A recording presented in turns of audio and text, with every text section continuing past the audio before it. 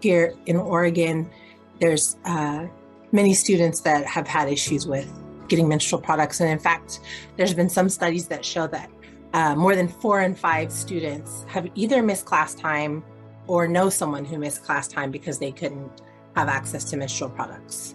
Within the school programs, it's important that kids, no matter how they identify, kids who might menstruate should have access to products at school to keep them in school and to keep them learning. That side of it, right? Just kind of this really simple, low seeming lift of give the kids products, they can stay in school.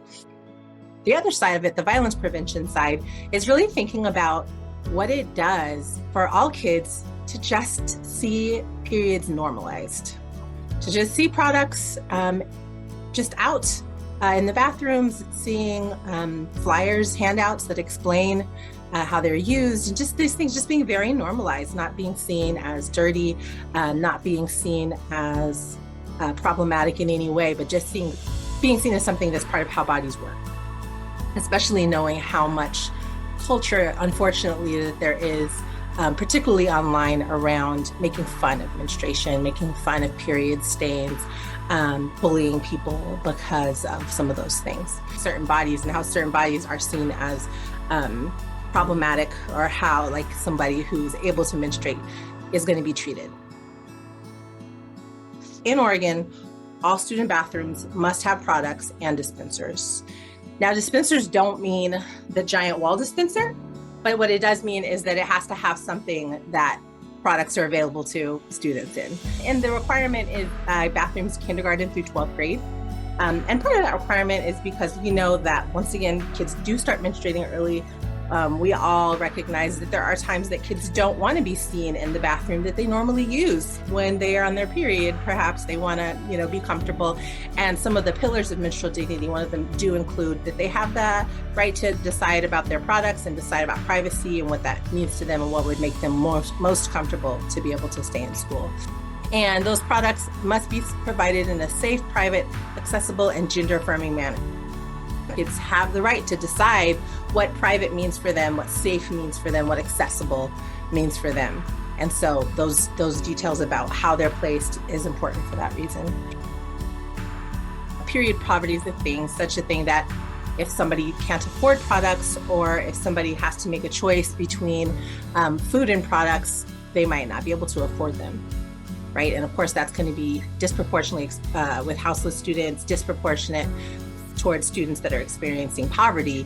And in addition to that, right, layering on how equity and empathy and some of these things come together, precocious poverty has doubled, and in some studies has even tripled since the pandemic. And that impact is very highly felt in Black and Latino communities, that more kids in general are menstruating as early as 8, and even more in certain communities of color. So there's so many layers of equity to this issue. And even though in some ways it seems like a simple fix, the education component and some of that other stuff behind it is what really makes it violence prevention. If you're telling a kid, what's a period? A period is when your uterus sheds its lining. What's a uterus? Right? So by the time a kid could menstruate, 8 years old, they should already know what a uterus is. If they ask this question, they should understand the answer. You can't opt out of using the bathroom. You can't opt out of understanding what's present in the bathroom. So all of that education kind of comes together in that way. There was a school recently who said that since they support students learning at home, they started having a button on their homepage of their school where a student can click on it.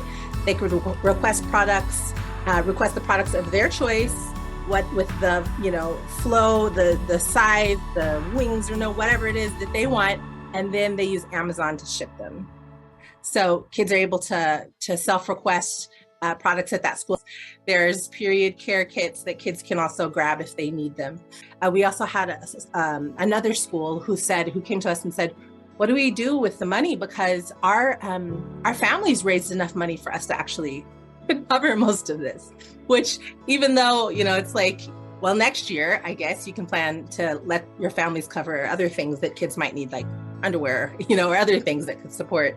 But how awesome that the community was in such support that they had enough money for the student to cover the products themselves, at least within that year. So we've seen some really amazing support, and we've seen a lot of excitement from staff. Some staff even asking about things like heat pads, which aren't covered, but just shows how folks are starting to think more and more. And imagine like a kid seeing, another student with a heat pad and that being like, okay, well, yeah, that's part of it too. That's a thing too. And not to mention, aside from the violence prevention aspect, the health promotion aspect, that you recognize what's normal. You can identify things like, polycystic ovarian, early, like some of those kinds of things that if you have no stigma or less stigma around menstruation, you can know what questions to ask. You can understand how much pain is a little too much.